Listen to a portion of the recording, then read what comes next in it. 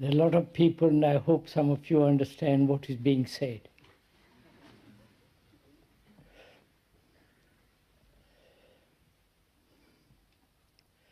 You know, we have been talking over together for the last week our human problems. Not only talking over together as two friends, but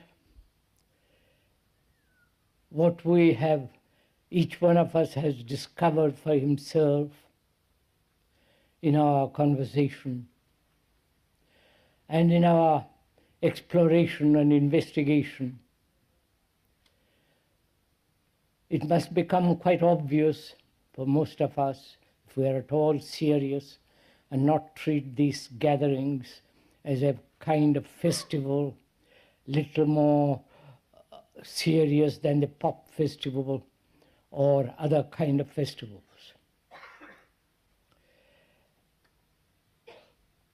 This morning, it will be good to talk over together as we have talked over fear, pleasure, sorrow, pain, and death. I think we ought to talk over this morning the very complex and subtle problem of what is meditation. It is quite a serious issue, and perhaps some of you will kindly pay sufficient attention to what is being said, if you care to.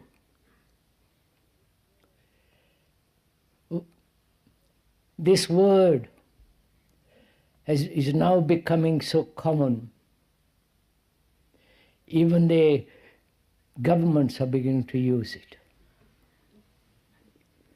Even the people who want money are trying to meditate more to get more money. They are trying to meditate in order to become quiet so that they can do better business. And the doctors are practicing meditation because they will help them to operate properly, and so on and on and on and on. And there are different kinds of meditations, Zen, Tibetan, and the ones you invent for yourself. And with all this in mind, the Indian type of meditation, the Tibetan, the Zen, the encounter group meditation, and the aspiration to have a quiet, still, quiet, silent mind. Bearing all this in mind, let's try to find out, if we can this morning, what it is, why one should meditate, and what is the significance of meditation.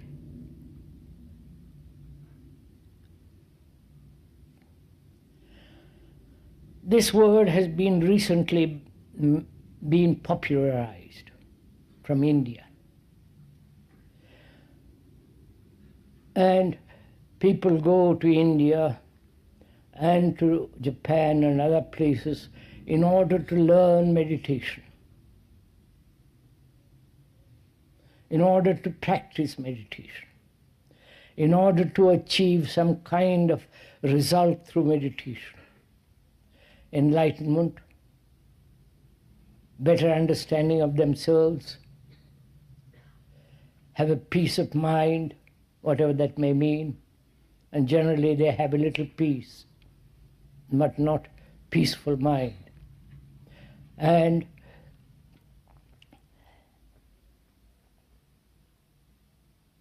the gurus have invented their own type of meditation, and so on and on and on, right?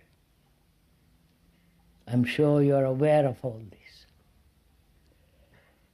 And of course there is the passing fad which is called transcendental meditation. It is really a form of siesta in the morning, siesta after lunch, siesta after dinner or before dinner, so that your mind kind of becomes quiet and you can do more mischief afterwards.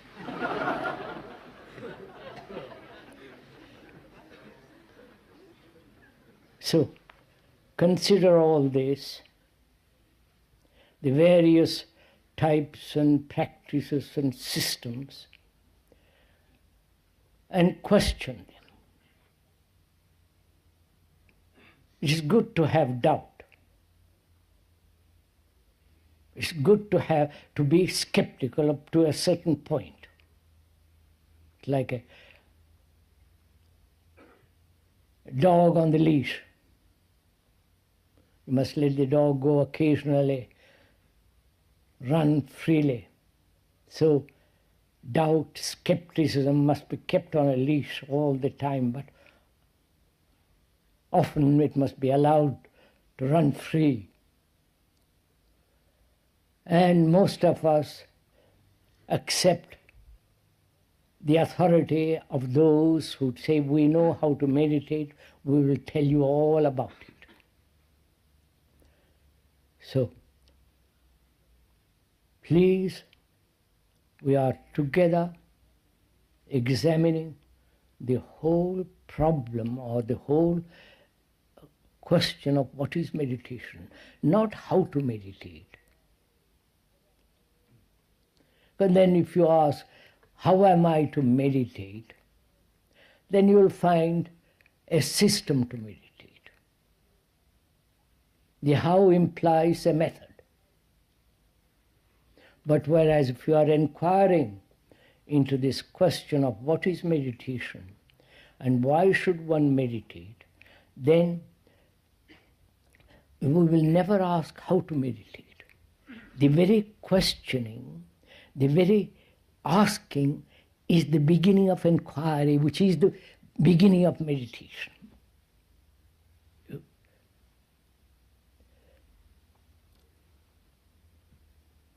As we said, it's a very complex problem.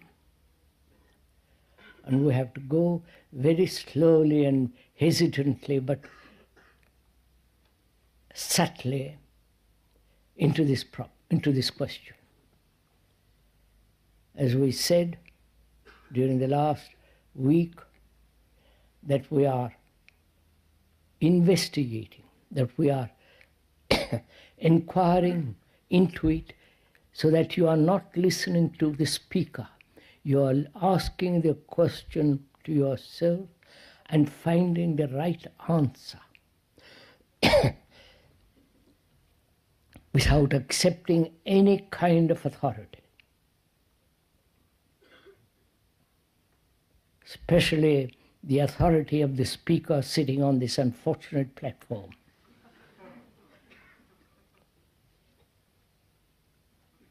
It doesn't give him any authority because he sits on a platform and talks. There is no authority in so-called matters of spiritual matters, if I can use that word spiritual, in the matter of the spirit, in the matter of inquiry into something that demands very, very, very careful examination. So we are doing this together, not meditating together, but inquiring what is meditation. And from that, discover for oneself, as we go along, the whole movement of meditation. Is this all right?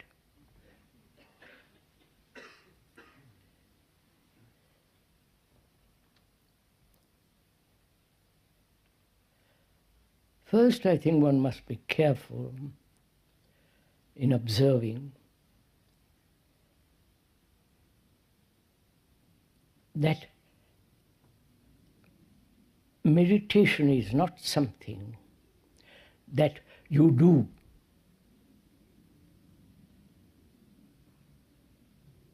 Meditation is something entirely, a movement into the whole question of our living. That's the first thing. How we live, how we behave, whether we have fears, anxieties, sorrows, we are pursuing everlastingly pleasure, whether we have built images about ourselves and about others. We must, that is part of our life, and in the understanding of that life and of those various issues involved in life and being free from those, actually being free, then we can proceed to inquire into what is meditation. That's why we have, for the last 10 days or last week, we have said we must put order in our house. Our house is ourselves. Complete order. Then,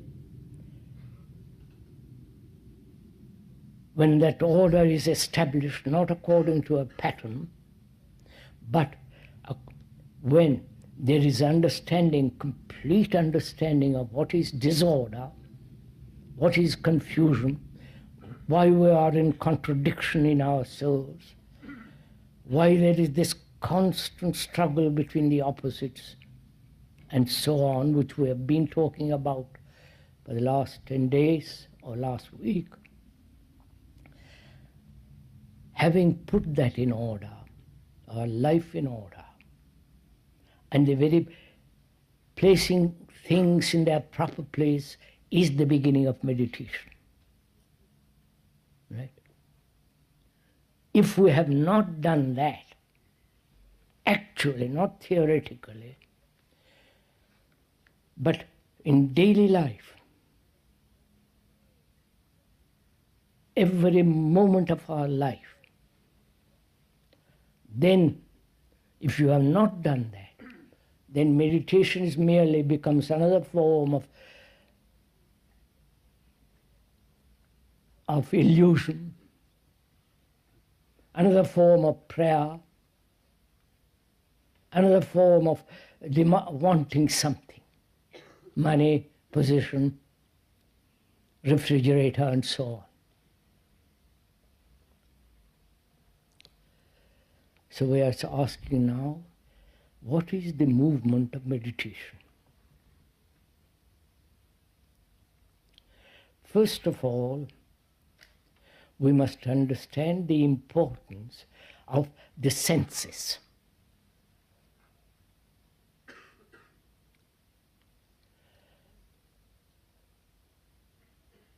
Most of us react or act according to the urges, demands, and the insistence of our senses.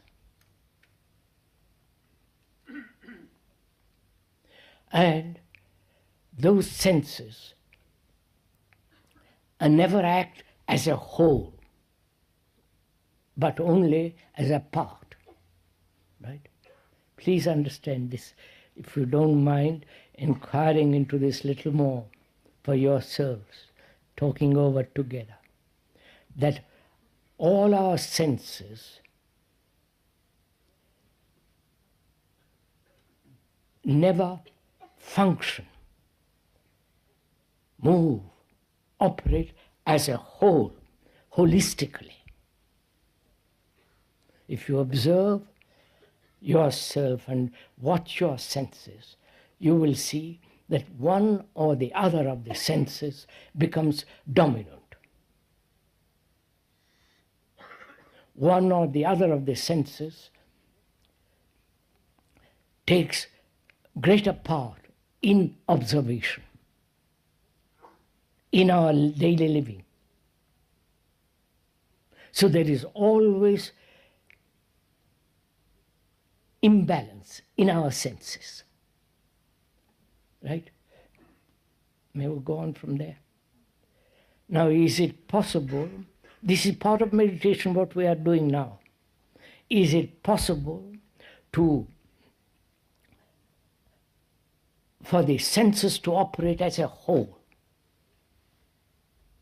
To look at the movement of the sea, the bright waters, the eternally restless waters, to watch those waters complete with all your senses. Or a tree, or a person, or a bird in the flight, a sheet of water, the setting sun or the rising moon, to observe it, to look at it with all your senses fully awakened. If you do, then you discover for yourself, I'm not telling you, I'm not your authority, I'm not your guru, you're not my followers. Followers are the most destructive people. And the gurus too. If you observe this operation of the whole senses acting, you find there is no center from which the senses are moving. Are you trying this as we are talking over together? To look at your girl or your husband or your wife or the tree or the house with all the highly active, sensitive senses. Then in that there is no limitation. If you try, you do it and you'll find out for yourself. That's the first thing one has to understand. The place of the senses. Because most of us operate on partial or particular sense. We never move or live with all our senses fully awakened, flowering.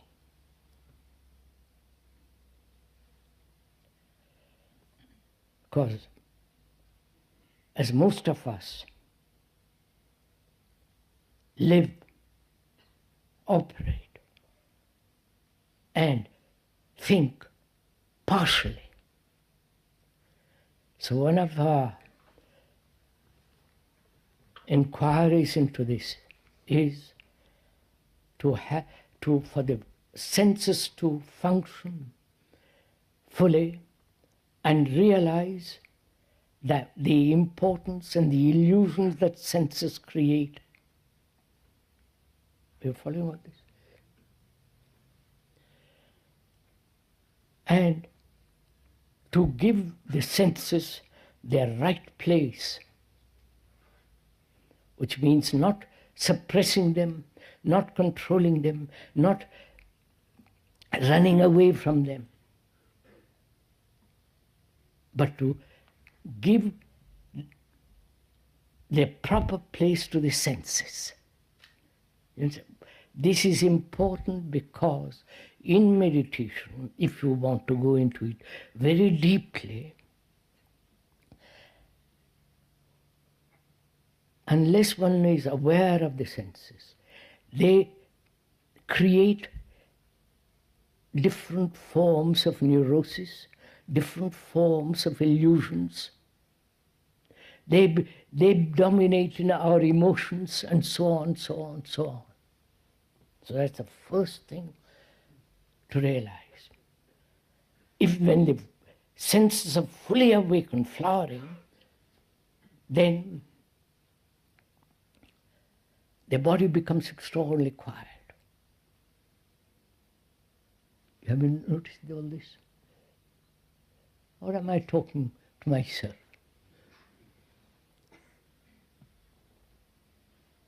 Because most of us forced our bodies to sit still,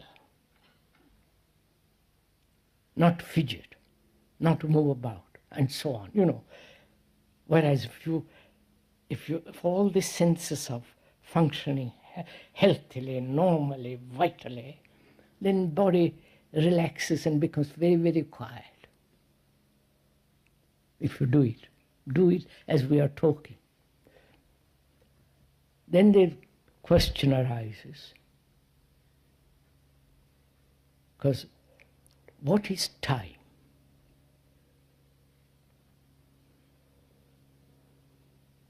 What is the place of time in meditation?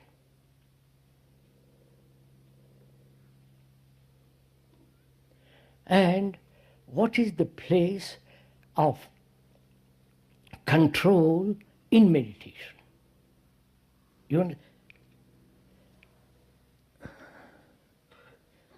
May I go on? I hope we are meeting each other, are we?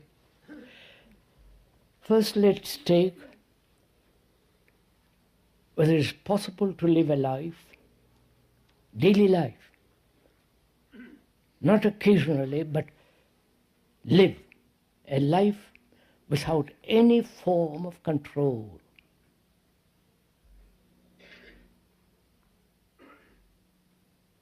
Which doesn't mean permissive activity or doing what one likes, rejecting traditional, all the modern young people are doing. That is no regret, no restraint, no control. Do what you want. Which the old people do anyhow. Only the youth thinks that's their prerogative, something they have invented. Now we're asking a question. Please consider it seriously, whether it's possible to live a life without any form of control.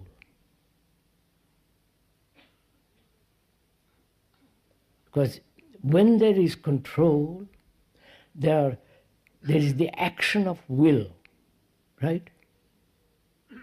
You follow? So what is will? I will do this, I must not do that, or I should, in the future, must do that, and so on. The operation of will. So we have to inquire, what is will? Is will not desire? Is not will the essence of desire? Right? Please look at it.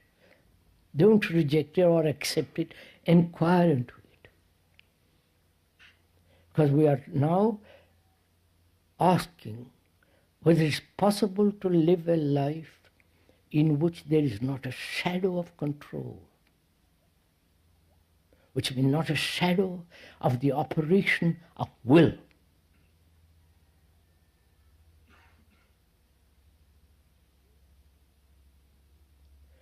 And will is the very movement of desire. We went into the whole question of what is desire. I won't go into now because I have a lot to cover this morning. Desire is contact, perception, seeing, contact, sensation. From that arises desire and thought with its image. All that is desire, which we went into, but I won't go into now. And we're asking, is it possible to live without the action of will?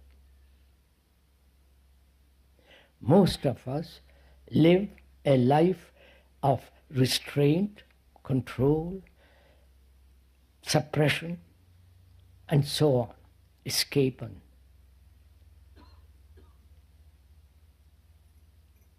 And you have to ask, who is the controller? When you say, I must control myself, my anger, my jealousy, my laziness, my indolence, and so on, who is the controller? Is the controller different from that which he controls? You understand? Or are they both the same? The controller is the controlled. This probably is it all right? Do we understand? After all, you have listened to me for a week or 10 days. You by now, our language, our use of words must be quite common and understood. So, as long as there is a controller, he is exercising his capacity to control. And we are saying the controller is what he is, the essence of desire. And he is trying to control his activities, his thoughts, his wishes, and so on, so on. So realizing all that, can one live a life which is not promiscuous, which is not doing what you like, but a life without any form of control, either sexual and not indulgence, the will to control what you should not, and the whole problem of control. Very few people have gone into this question. And the whole Eastern form of meditation is partly control. And personally, I object to the whole their system of any form of control. But the mind then is never free, always subjugating itself to a pattern. Whether that pattern is established by another or by oneself. So, the senses, the control. Then we must ask, what is time? Not the scientific fiction, science fiction of time. What is, in our daily life, what is time? What part does it play in our life? How important is it in our daily activities? You understand my question? Of course, there is time by the watch. There is time according to the sun, the setting and the rising of the sun. There is time as yesterday, today and tomorrow. There is time as something that happened in the past, remembered and shaping the present and the future. Right? So there is physical, chronological time, and we have also psychological time. I will be. I must. I am violent. I will be non-violent. All that implies a movement of time. Right? Movement means time. Please understand this really very carefully, because we are going to inquire into meditation, which is whether the mind can be absolutely quiet without, in which time doesn't, as movement doesn't exist at all. You're following all that? Are you interested in all this?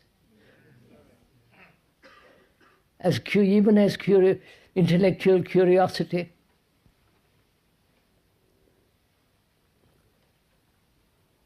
Because this is very important to understand whether time, not chronological time, but psychological time, can that come to an end?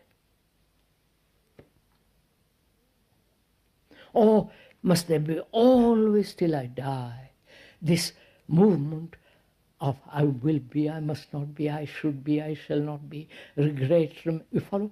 The whole psychological activity in which time is involved. That is, can time come to an end?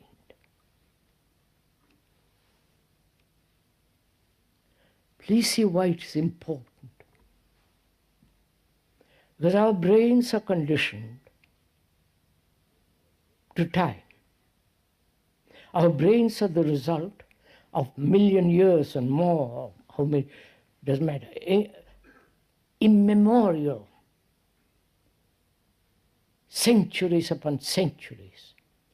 The brain is conditioned. It has evolved, grown, flowered.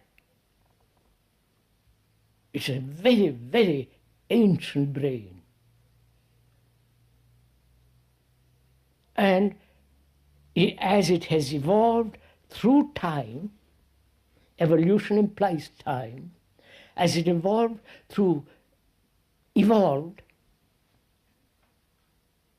it functions in time.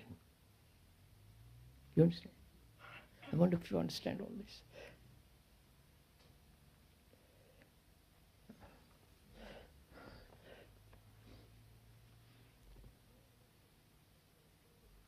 The moment you say, I will, it's in time. When you say, I must do that, it's also in time. Everything that we do involves time. And our brains are conditioned to not only chronological time, sun rising, sun setting, but also to the psychological time. So the brain has evolved through millennia, and the very idea, very question whether it can end time, it is a paralyzing process. I wonder if you understand this. It's a shock to it. Does somebody understand this? Because we're going to ask presently whether the brain itself can be absolutely quiet. You understand? Not your body, not your breathing, not your eyes and thought. The brain itself, which is constantly chattering, constantly thinking about this, that, and the other. Whether that very brain cells can be absolutely quiet. So we must understand the nature of time. That is, psychologically, inwardly, we are caught in a network of time. I'm going to die. I'm afraid. I shall be.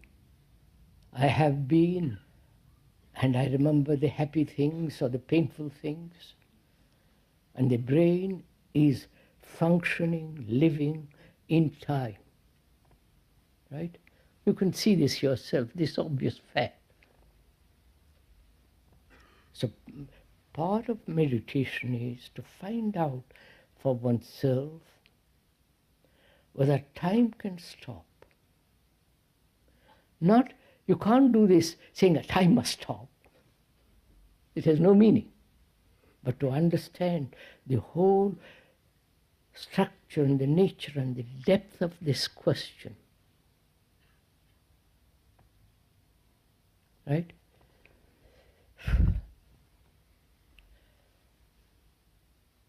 That means, is it possible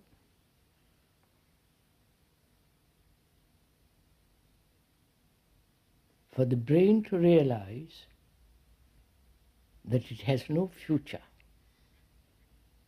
You understand what I'm saying? Huh? We live either in despair or in hope.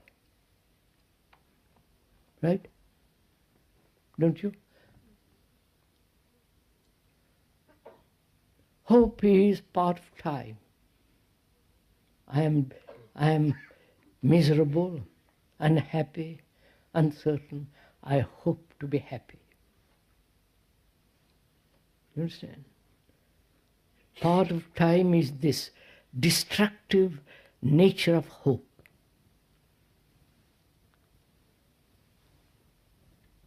Or the invention of the priests throughout the world, faith. You suffer, but have faith in God, everything is all right. You follow all this?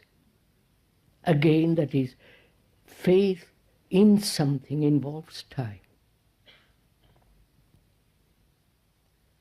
Can you stand in the sense, can you tolerate that there is no tomorrow? Psychologically. Can you? That's part of meditation, to find out. Psychologically, there is no tomorrow. We were once talking with somebody quite intelligent, quite learned, about this question. And it was real shock to him when we said, hope, faith, movement of the future as tomorrow is non-existent. He was appalled at the idea, you understand, sir? I shan't meet you tomorrow, whom I love. You understand what I'm saying? I may meet you, I probably will. But the hope, the pleasure, the looking forward to something, all that's involved in time. Which doesn't mean, if you have that you discard hope, which means that you understand the movement of time. If you discard hope, then you become bitter. Huh? Then you say, why should I live? What's the purpose of life? And all that nonsense begins. Depression, agony to live without anything in the future. You understand all this? So one has to go into this question, not verbally, not theoretically, but actually, to find out psychologically in yourself if you have the slightest sense of tomorrow.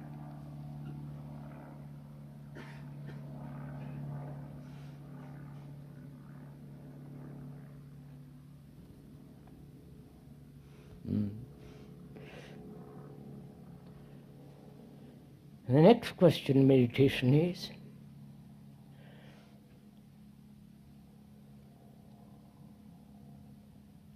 whether thought as time can stop.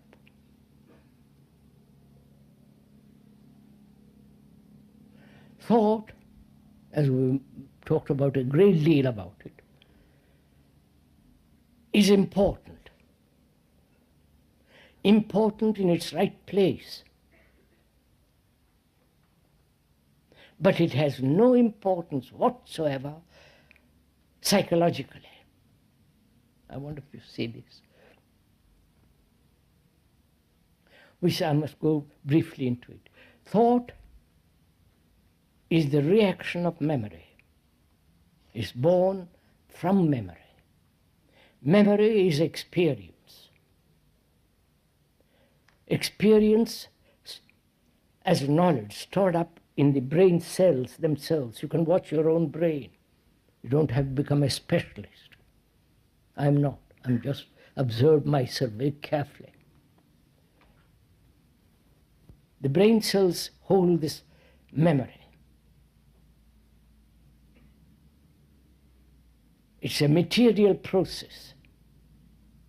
There's nothing sacred, nothing holy about it.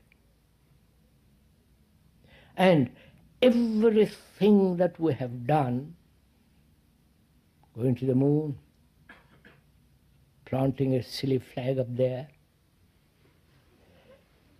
going down to the depths of the sea and living there,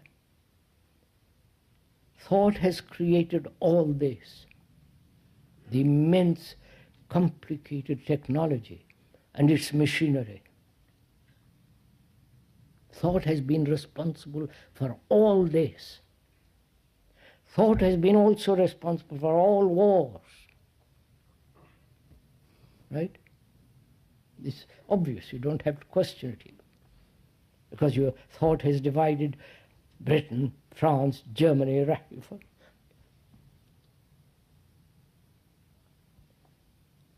And thought has created the psychological structure as the me. Right? That me is not holy, something divine.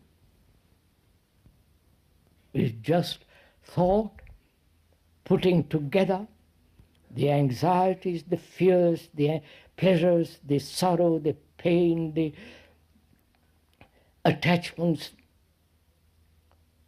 the fear of death. It has put all this together, which is the me. It is this me with its consciousness. Right? I wonder. May we proceed from there? You're following all this? This is me, this consciousness. This consciousness is what it contains. Consciousness, your consciousness, is what you are. It's your anxieties, your fears, your struggles, your wounds, your psychological despairs, pleasure, and so on. The content of your consciousness is its content, right? Again, there's nothing to be argued, made difficult. It's simple. And that is the result of time. Right? I've been hurt yesterday psychologically. You said something brutal to me. It has wounded me and is part of my consciousness. I've had pleasure as part of, and so on. So consciousness is involved in time. When we say, can time end, it implies the total emptying of this consciousness with its content. Doesn't it? It implies that. Whether you can do it or not, that's a different matter. But it implies that when we are inquiring into time,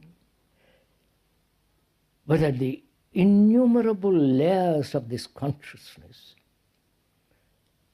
sensation, desire, and all, layer after layer, the whole structure of it.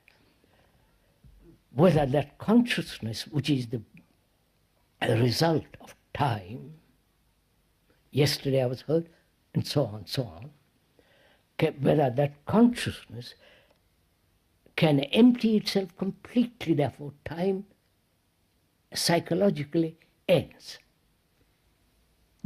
I'm putting first this question for you to look at. Then we can ask, is it possible? Do you understand my question? You're aware of your consciousness, aren't you? You know what you are, if you've gone into it sufficiently. At least for the last week you might have done it somewhat. But if you've gone into it, you will see all this travail, all this struggle, all the misery, uncertainty is part of you, part of this consciousness. Your ambitions, your greed, your aggressiveness, your anger, your bitterness, all that is part of this consciousness, which is the accumulation from 1,000 yesterdays to today. And we're asking whether that consciousness, which is the result of time, psychological as well as physiological, can empty itself so that time has come to an end. You understood the question first? Huh? Please, somebody say yes or no. Please. Don't go to sleep. We're going to find out if it is possible. If you say it is not possible, then you have closed the door. Then you might just walk out. Don't sit here and waste your time. If you say it's not possible. And if you say it is possible, you have also closed the door. But as if you say, let's find out, then you are open to it. You are eager to find out. Right? Please, this is not an intellectual game. This is not an entertainment on a Sunday morning. This is not a sermon either.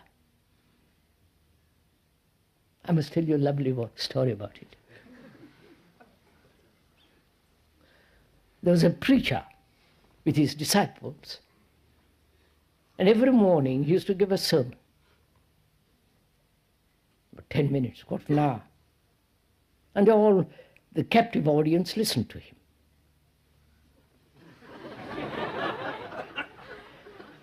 And one day, he gets on the rostrum and begins, just about to begin. A bird comes along, sits on the windowsill, and begins to sing. And the preacher doesn't say a word. At the end of 10 minutes or 5 minutes, the bird, after singing, flies away. The preacher then says, the sermon is over for this morning. Right? I wish I could say that too.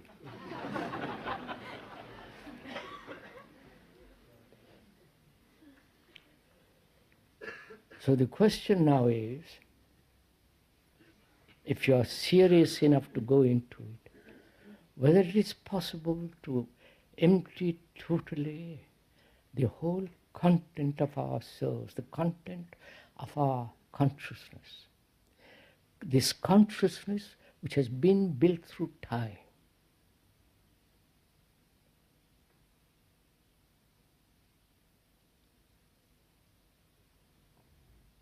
Is it not possible? Just please listen to it.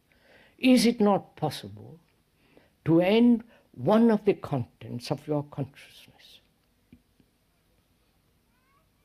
Your hurt, your psychological wound.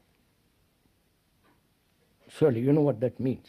Most of us psychologically have been hurt from childhood, parents, school, whole existence. We are hurt. That's part of your consciousness. Can you end that hurt completely, totally wipe it out, without leaving a mark?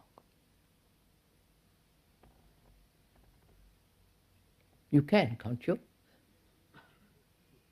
If you pay attention to the wound, know what has caused it, and the wound is the image you have about yourself that has been wounded, and end that image that is wounded. You can do that if you've gone into it very, very deeply. Or if you're attached to somebody. If you're attached to your wife or your husband, it doesn't matter what it is, attached to a belief, to a country, to a sect, to a group of people and so on, to Jesus and so on. Can you not completely, logically, sanely, rationally end it? Because you see, attachment implies jealousy, anxiety, fear, pain, and having pain, you become more and more and more attached. Seeing the nature of attachment, the perception of attachment is the flowering of intelligence. That intelligence, how stupid to be attached. It's finished. You understand this? So, go into it. Or you have a particular psychological habit, thinking always in certain direction. That's part of your consciousness. Can you move? Can thought move away from the groove, from the rut? Of course it can. So it is possible, please listen, it is possible to empty totally, completely the content. Now if you do it one by one, that is, attachment, your hurts, your anxiety and so on, to take infinite time. See what is involved. If you do it one by one, it will take time. So you're caught in time again. I wonder if you see this. Whereas, is it possible to empty it without involving time instantly, as a whole, not parts? Now I'll show it to you. Don't shake your head or agree or disagree. You understand my question? When you do part by part, you are still involved in time. If you realize that, if you really see the truth of it, then you won't do it partially, right? Naturally. Then you move to a different question, which is, can it be done in its entirety?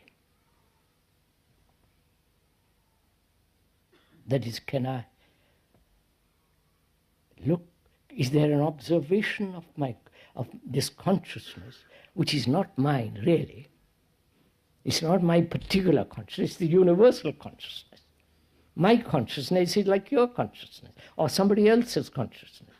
Because we suffer, we go through agony, etc., etc. There may be few who have said, out, they've flowered out, gone beyond. That's irrelevant. So we're asking, is it possible to observe the thing in its entirety, wholly, and in the very observation of that totality, the ending of it? You understand?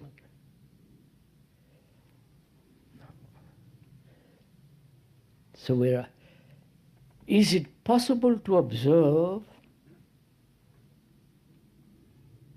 your hurt or your anxiety or your guilt or whatever it is, totally. You understand my question? Suppose I have guilt. I feel guilty, which I don't, but suppose I do. Can I look at that guilt with how it arose, what was the reason for it, and how I'm dreading further, and so on? The entire structure of guilt, can I observe it and wholly? Of course you can. No? You can observe it only wholly when you are aware of the nature of being hurt. You can be aware of it and the guilt and so on, all the various things that we have collected. You can be aware of it if there is no direction or motive involved in that awareness. Have you understood this? I'll explain. I'll go into it.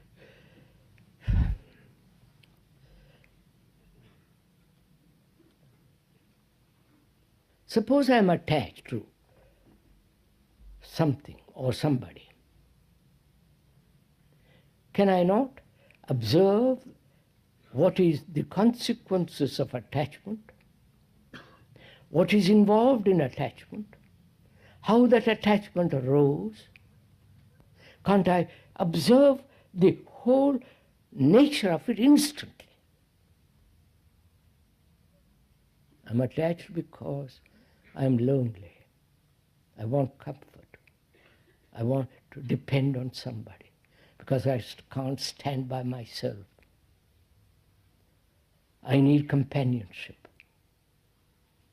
I need somebody to tell me you're doing very well, old boy.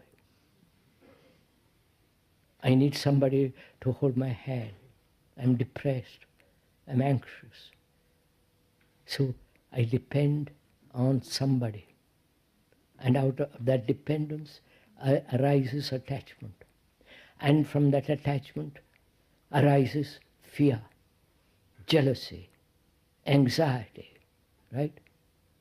Can't I observe the whole nature of it instantly? Of course you can, if you are aware, if you are deeply interested to find out.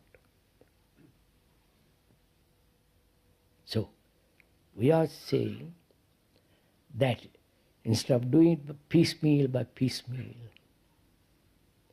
it is possible to see the whole nature and the structure and the movement of consciousness with all its content. The content makes up the consciousness, and to see it entirely is possible. And when you see the entirety of it, it disintegrates. The question then is, we're asking this question, as consciousness is part of as the content is part of our daily life, of our consciousness, and that consciousness is the accumulation through time, whether that time can stop, which means is there an ending of all the struggles, all the rest of it, instantly? We say it is possible. I've shown it to you. I've shown you, it has been shown through examples. That is, to have a complete insight into the whole nature of consciousness. Right? Insight means, implies, without any motive, without any remembrance, just to have instant perception of the nature of the consciousness, and that very insight dissolves the problem. I'm sorry if you have understood this somewhat. Then we can go to the next thing, which is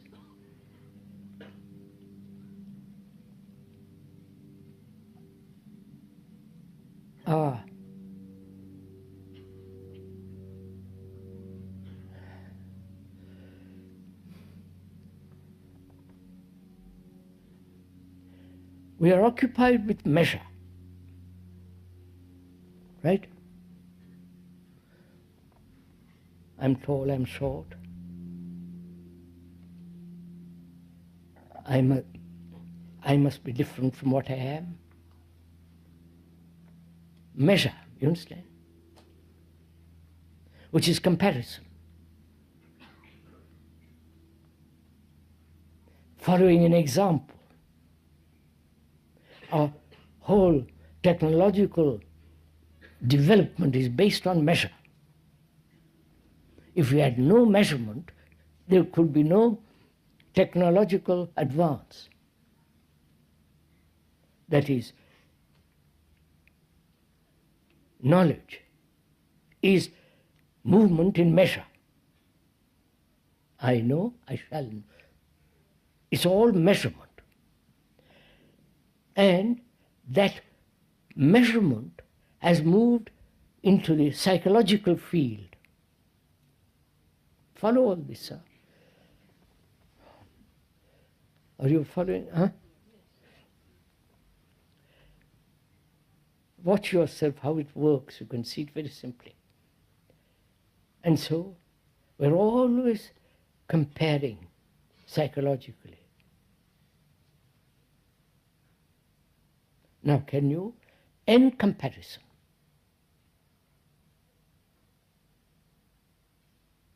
Which is also ending of time. Right?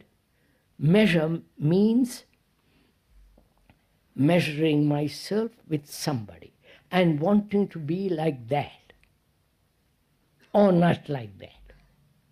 The positive and the negative process is part through comparison of measurement.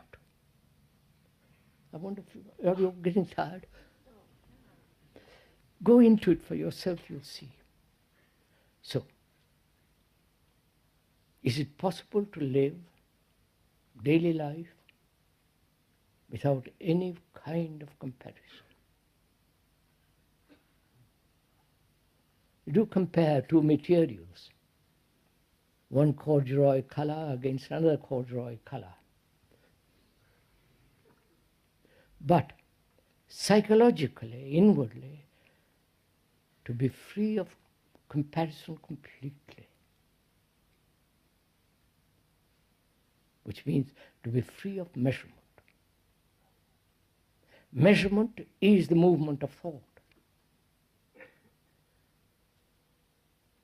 So can thought come to an end? You follow all this?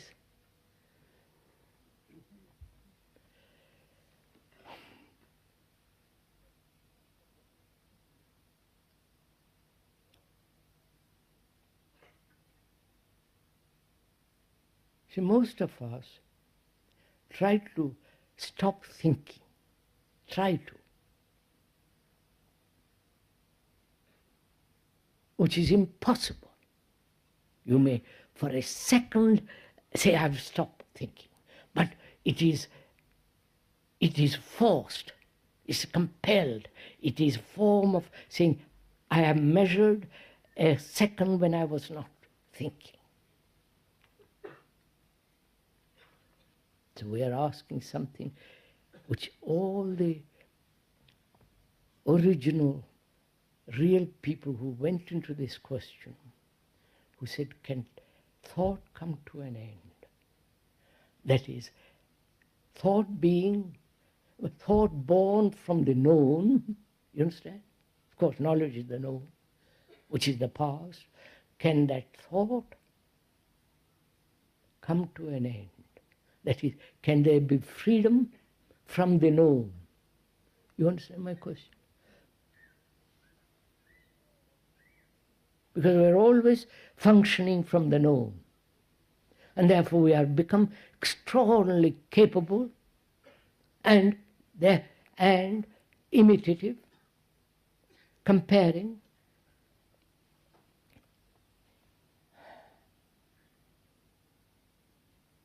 And this constant endeavor to be something.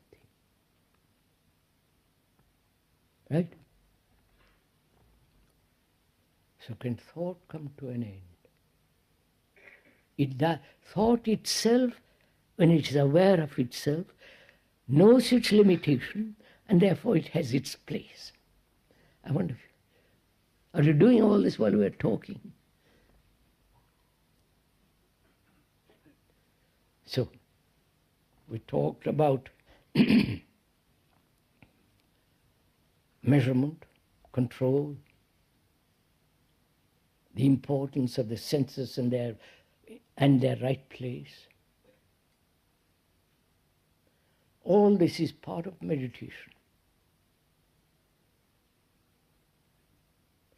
And we're asking next,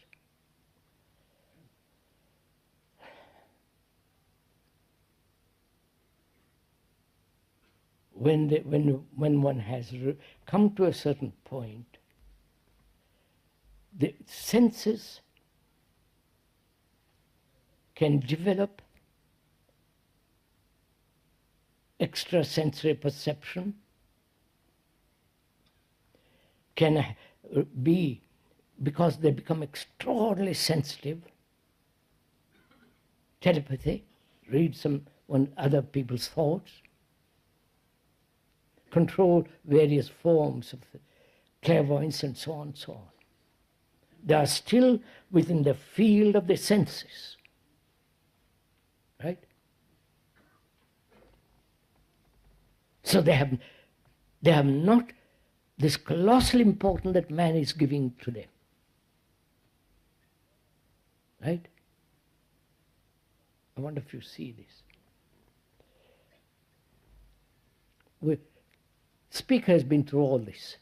Forgive me for entering personally. One has been through all this.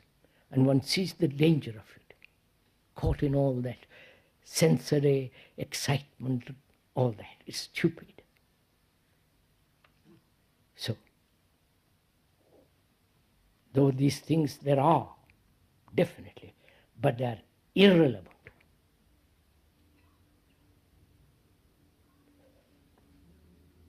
We're asking now another question, which is, man is always seeking power.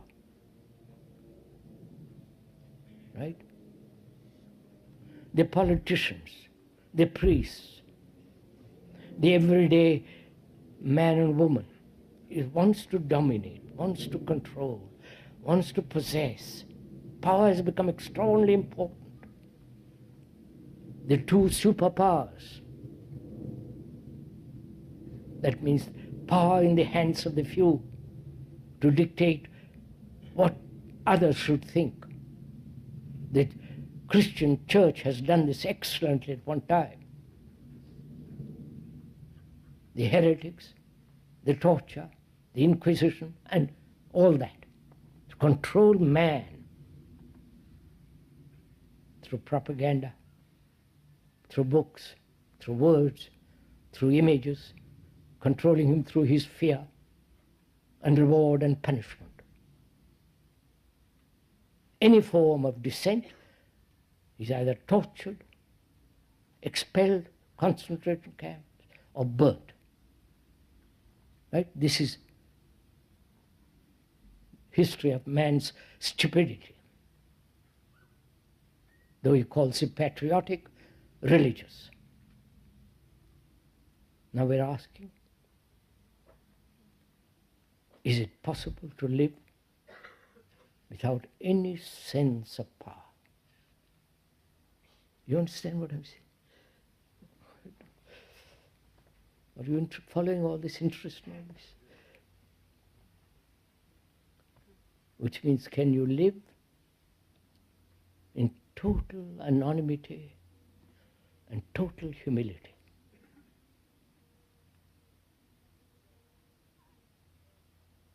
You may have a name, you may write a book, or talk like you're doing, and be somewhat famous or notorious, whatever you like to use the word. But nothing behind it.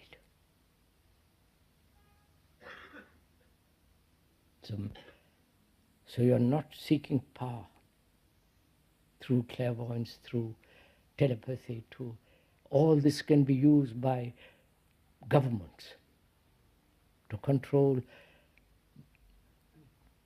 the captain in the submarine. They're all experimenting with all this, for God's sake, aware of all this. And can one live without any sense of power? You know, there's a great beauty in that, to be totally anonymous. And the whole world is seeking identity, power, position. Now, next question is, can the brain, please listen to this, can the brain, which is millions and millions years old, so heavily conditioned, so full of all that a man has collected through centuries, and therefore is acting mechanically all the time, can that brain be free from the known? And can that brain never get old? Old in the sense physically. You understand what I'm talking about? Don't you ask these questions? Do you? Perhaps you do when you get old, when you are somewhat decrepit, when you have lost your capacity to think, you're losing your memory, and then you say, oh my God, I wish I could go back and be young again, to have a fresh mind, young mind, decisive mind. Don't you ask this sometimes? Whether this brain can lose its burden and be free and never deteriorate. Don't say yes or no. Find out. Which means, please listen if you want to be interested in this, which means never psychologically register anything. Right?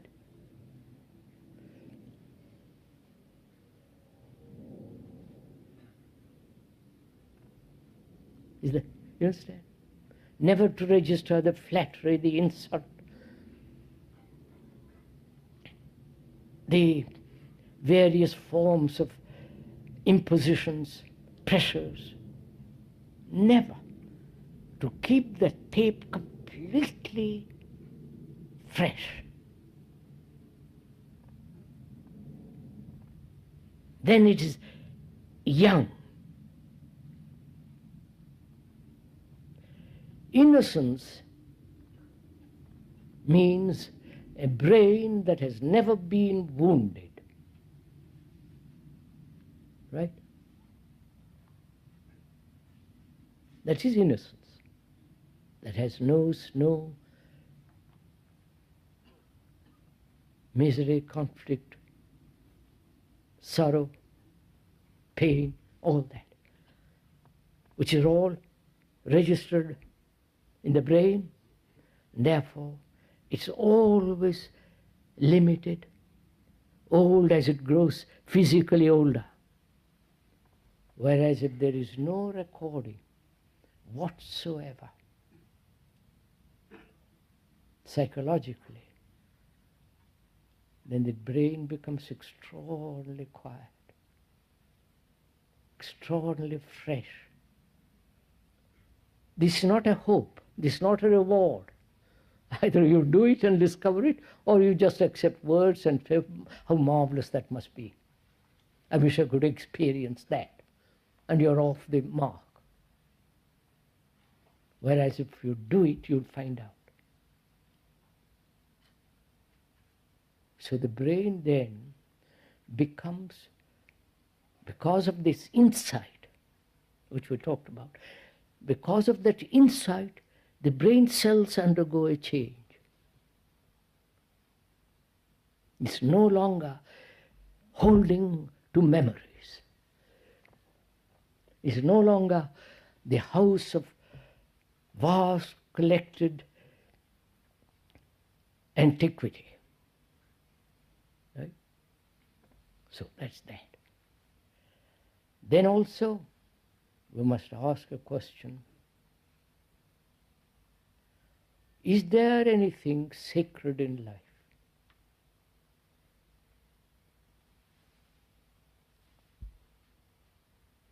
Is there anything that's holy, untouched by thought? You understand my question?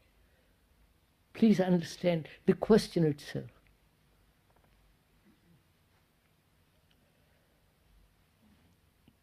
That which is holy, sacred, we put them in the churches as symbols. The Virgin Mary, the Christ on the cross. Go to India, they have their own particular images. Go to Buddhist countries, they have their own images. And that has become sacred. The name, the sculpture, the image, the symbol. In certain places, churches, temples, mosques, and so on. In the mosques, naturally, there are no images, but lovely writing, which has become an image also. Now we're asking a question. Is there anything sacred in life?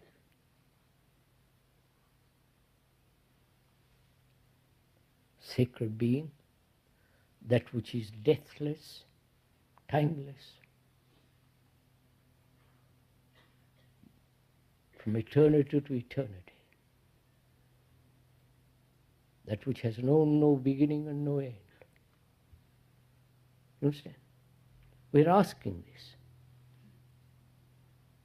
You can only find that out. Now, you can't find it out. Nobody can find it out. It may come when you have discarded all the things that thought has made sacred. The pictures, the museums, the music, the churches and their beliefs, their rituals, their dogmas. All that is understood and discarded completely. There is no priest, no guru, no follower.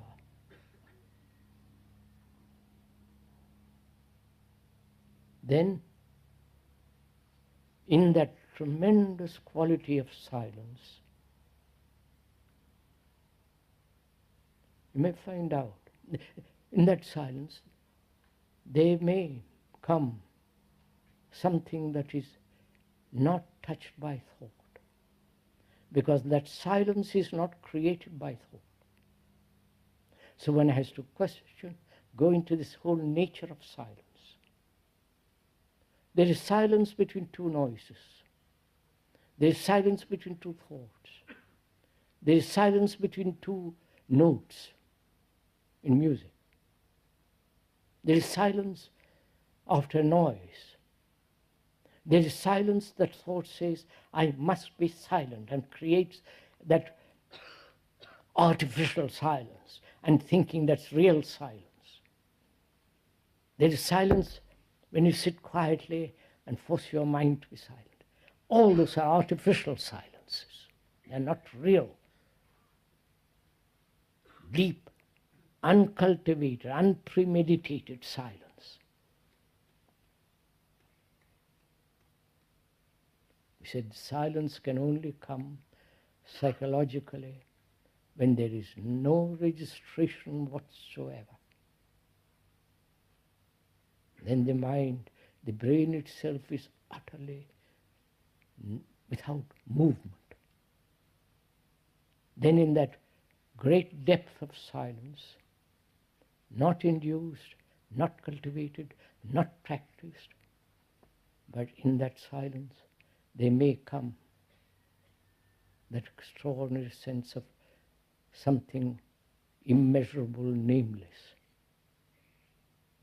This whole movement from the beginning to the end of these talks is part of meditation. Finished.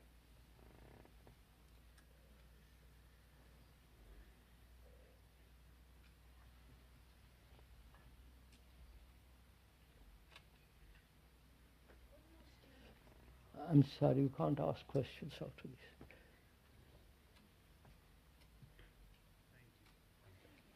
I hope we'll meet again.